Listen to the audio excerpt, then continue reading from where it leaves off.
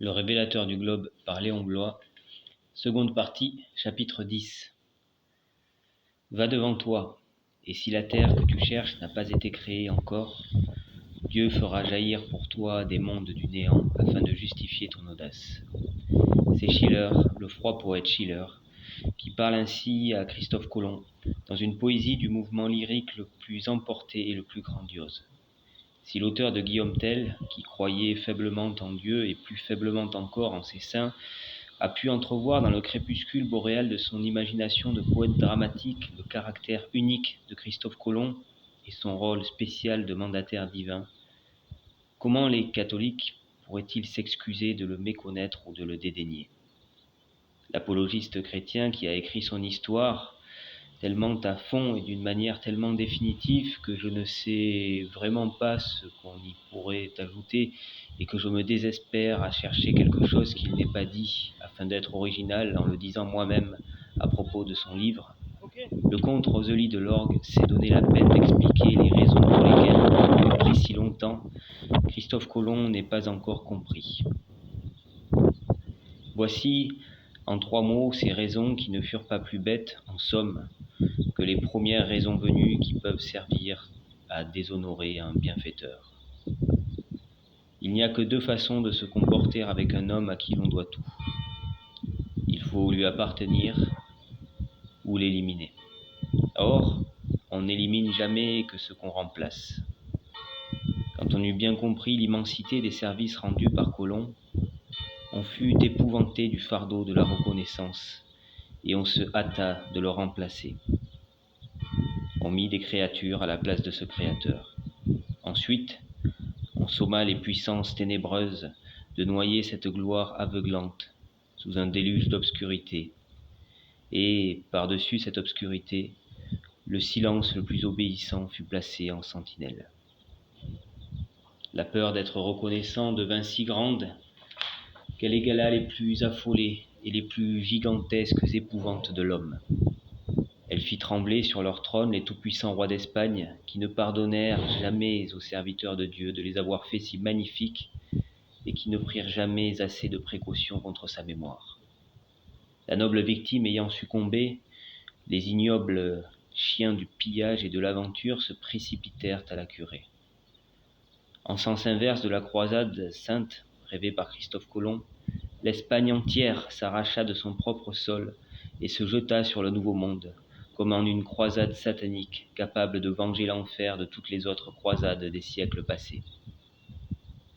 Une cupidité monstrueuse remplaça l'enthousiasme religieux des temps chevaleresques. Ces innombrables peuples du nouveau continent que Christophe Colomb avait enfantés à l'Église avec de si grandes douleurs, on en fit un bétail immense pour le travail et pour l'extermination. L'Évangile ne leur fut pas annoncé, et ils disparurent peu à peu de la terre en maudissant le Dieu inconnu de ces sanguinaires étrangers. Il faut remonter dans l'Antiquité jusqu'à la guerre des mercenaires pour trouver une histoire aussi cruelle et aussi lamentable. Quant à l'inventeur du Nouveau Monde, il s'appela désormais Amerigo Vespucci, et ce fut ce très mince aventurier qui recueillit, dans toutes les langues, par une substitution sans exemple, la plus grande gloire de l'univers. Christophe Colomb s'enfonça de plus en plus dans l'universel oubli, à tel point que c'est une espèce de miracle que nous sachions aujourd'hui son nom et son histoire. Après plus de 3 siècles, cette histoire ressuscite enfin. La papauté, qui n'oublie jamais la vraie gloire, s'est souvenue de cette gloire vierge qu'aucune louange terrestre n'avait profanée. Et maintenant, elle va grandir de tous les obstacles et de tous les délais humains qui s'opposèrent à elle pendant une si longue suite de mauvais rois et de mauvais peuples, et demain, peut-être, elle remplira tout l'univers. Beaucoup de chrétiens, de ceux-là qui ne sont pas très sûrs de la sagesse de l'Église, vont sans doute se demander pourquoi il importe tant que Christophe Colomb soit honoré à la manière des saints et quelle nécessité si pressante doit avoir l'Église de placer ce navigateur sur ses autels. Il se rencontre beaucoup de ces étranges chrétiens que la béatification ou la canonisation d'un saint remplit de troubles et de mécontentement. Il blâme l'Église d'être si peu prudente et de ménager si peu ses ennemis. En vérité, j'ai souvent entendu ces choses et j'ai vu ces âmes profondément scandalisées. De pareils chrétiens ne savent pas quel esprit les pousse. Ils ignorent que tout est rien et que rien n'est rien, excepté la gloire de Dieu. Que toutes les choses humaines et angéliques furent établies à cette unique fin et que si l'Église romaine, notre mère à tous, pouvait voir un jour parmi les hommes une si prodigieuse dilatation de l'amour qu'elle n'eut plus rien à faire que des constatations de miracles et des canonisations, l'avidité dévorante de la gloire de Dieu ne serait pas encore assouvie. Infiniment au-dessus de la législation divine plane éternellement la gloire essentielle du législateur, car son droit de grâce est inadmissible aussi bien que son glaive de justice. Le larron pénitent fut dévoré par la gloire du Rédempteur crucifié, et la géographie catholique nous apprend que les plus désespérés pécheurs peuvent encore être sauvés, s'ils en appellent de la justice à la gloire. Aussi, l'esprit du mal, qui est un fort grand théologien, c'est admirablement ce qu'il fait quand il s'efforce de l'obscurcir dans nos âmes. Le culte des saints est surtout odieux à cet ennemi, parce que les saints sont une chair mortelle transpercée de gloire et que les honorer, c'est rendre à cette divine gloire elle-même la plus parfaite des adorations. En même temps, les saints soutiennent le monde. Dieu n'a fait la race humaine que pour qu'elle lui donnât des saints, et quand cette race n'en aura plus à lui donner, l'univers se dissipera comme une pincée de poussière.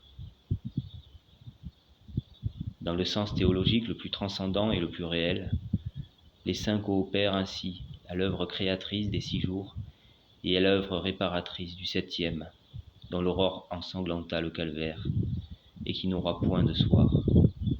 Ils sont à la fois une oligarchie de créateurs et une triomphante milice de rédempteurs. Les générations gravitent autour d'eux, comme les nébuleuses autour des soleils.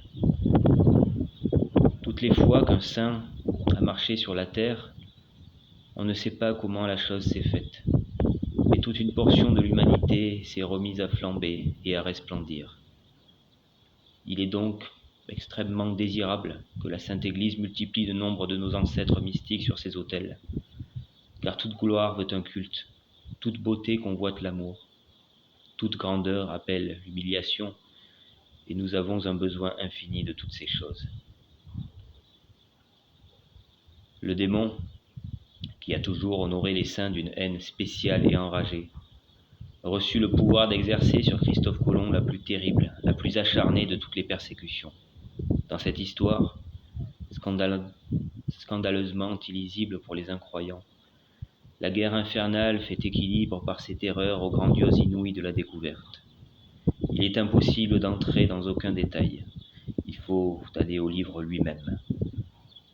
Mais je ne puis m'empêcher de croire que l'inconcevable persistance du malheur de Christophe Colomb et la surprenante exception de ses souffrances ne doivent paraître comme les corollaires et la contrepartie d'un ordre de réalité toute divine et comme une présomption de sainteté, aux yeux de tout chrétien quelque peu au fait de l'ascèse diabolique dans la vie des saints et renseigné sur la politique ordinaire de l'esprit du mal vis-à-vis de ses puissants ennemis de son empire.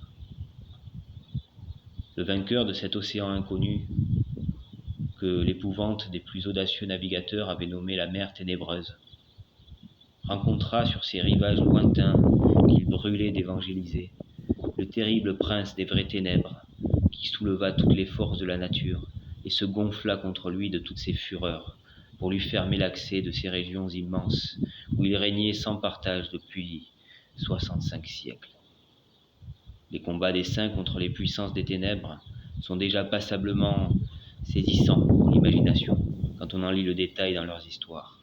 Mais enfin, même en tenant compte, au point de vue de la communion des saints, de l'énorme importance catholique d'un saint Siméon Stylite ou d'un saint Antoine, il n'y a là toujours que l'intérêt hagiographique d'un solitaire aux prises avec le tentateur perpétuel des serviteurs de Jésus-Christ. Ici, l'intérêt est bien différent. Les rôles sont renversés. Ce n'est plus le tentateur qui vient au saint pour l'abattre et pour en faire son esclave, c'est le saint qui fait invasion dans son royaume et qui vient abolir son antique et incontestée domination.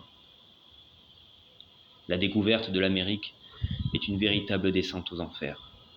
À ce point de vue, Christophe Colomb doit être considéré comme le patriarche des missionnaires à l'étranger. Il faut remonter à travers les siècles jusqu'à saint Thomas pour trouver à peine un plus grand que lui et redescendre jusqu'à saint François Xavier pour rencontrer son égal.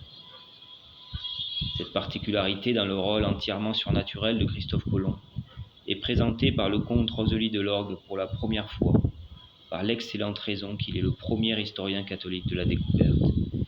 Et elle ajoute à son livre, déjà si fortement coloré, les teintes à la fois sombres et ardentes de la mystique infernale qui en achève la beauté et en font le livre le plus exceptionnel de toute la littérature historique dans les temps modernes. Je n'aime guère les citations, et on ne m'accusera pas d'en avoir abusé. À mon avis, les pages d'un beau livre ne doivent pas s'éparpiller comme les feuilles sibyllines. La critique porte des balances et non pas des ciseaux. Mais, je l'ai dit plus haut, je n'ai pas à faire ici la fonction de critique, et j'en récuse le redoutable honneur. Voici donc, dans sa nudité originale, un passage merveilleusement assorti aux réflexions qui précèdent. Après quoi, j'achèverai, comme je pourrai, mon travail d'explanation hagiographique. Dieu veuille que ce fragment allume la curiosité des catholiques et leur fasse lire enfin, dans son intégralité, la miraculeuse histoire de Christophe Colomb. Le mardi 13 décembre 1502, pendant que l'amiral agonisait dans son lit de douleur, une clameur déchirante, partie de l'une des caravelles, fut presque aussitôt répétée par les autres. Ce cri de désespoir retentit jusqu'à l'âme du moribond. Il frissonna et ouvrit les yeux. Quelque chose d'horrible se passait à portée du regard. Sur un point de l'espace agité par un mouvement giratoire, la mer, se gonflant de tous les flots qu'elle attirait à ce centre, se soulevait comme une seule montagne, tandis que de noirs nuages, descendant en cônes renversés, s'allongeaient vers le tourbillon marin qui se dressait, palpitant à son approche, comme cherchant à le joindre. Ces deux monstruosités de la mer et de l'atmosphère s'unirent tout à coup par un effroyable embrassement et se confondirent en forme d'X tournoyante.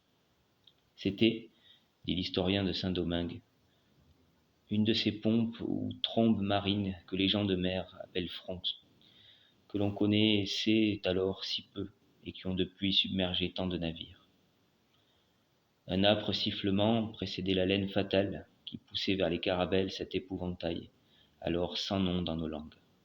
Ce genre de trombe est la plus affreuse manifestation de cette tempête infernale à qui l'Orient donna le même nom de l'esprit du mal, typhon. Malheur au navire qui se rencontre sur son passage. Au cri de détresse qui frappa son cœur, le grand homme s'était ranimé. Devant l'imminence de la destruction, il se relève, reprend son ancienne vigueur et sort de la cabine afin de mesurer d'abord le péril. Lui aussi aperçut la chose formidable qui approchait. La mer était soutirée vers le ciel. À ce phénomène inconnu, il ne vit point de remède. L'art était inutile, la navigation impuissante. D'ailleurs, on ne pouvait plus gouverner. Aussitôt Colomb, l'adorateur du Verbe, soupçonna dans cet effroyable déploiement des forces brutales de la nature quelque manœuvre satanique. Il ne pouvait conjurer les puissances de l'air d'après les rites de l'Église, craignant d'usurper sur le sacerdoce. Mais il se rappela qu'il était le chef d'une expédition chrétienne, que son but était saint, et voulut, à sa manière, sommer l'esprit de ténèbres, de lui livrer passage. Il fit soudain allumer dans les fanaux des cierges bénis, arborer l'étendard royal de l'expédition, ceignit son épée par-dessus le cordon de saint François, prit en ses mains le livre des évangiles, et, debout, en face de la trombe, qui s'approchait, lui, notifia la sublime affirmation qui ouvre le récit du disciple bien-aimé de Jésus, saint Jean, le fils adoptif de la Vierge. S'efforçant de dominer de sa voix le bruit de la tempête, le messager du salut déclara au typhon qu'au commencement était le Verbe, que le Verbe était en Dieu, et que le Verbe était Dieu, que toutes choses ont été faites par lui, et que rien de ce qui a été fait n'a été fait sans lui, qu'en lui était la vie, et que la vie était la lumière des hommes, que la lumière luit dans les ténèbres, et que les ténèbres ne l'ont point comprise, que le monde qui a été fait par lui ne l'a pas connu, qu'il est venu dans son propre bien et que les siens ne l'ont pas reçu, mais qu'il a donné à ceux qui croient en son nom et ne sont nés ni du sang ni de la chair, ni de la volonté de Dieu, le pouvoir d'être fait enfant de Dieu, et que le Verbe s'est fait chair et qu'il a habité parmi nous. Alors, de par ce Verbe divin, notre Rédempteur, dont la parole calmait les vents et apaisait les flots, Christophe Colomb commande impérieusement à la trombe d'épargner ceux qui, faits enfants de Dieu, s'en vont porter la croix aux extrémités des nations et naviguent au nom 3 fois saint de la Trinité. Puis, tirant son épée, plein d'une ardente foi, il trace dans l'air, avec le tranchant de l'acier, le signe de la croix, et décrit autour de lui un cercle acéré, comme s'il coupait réellement la trombe.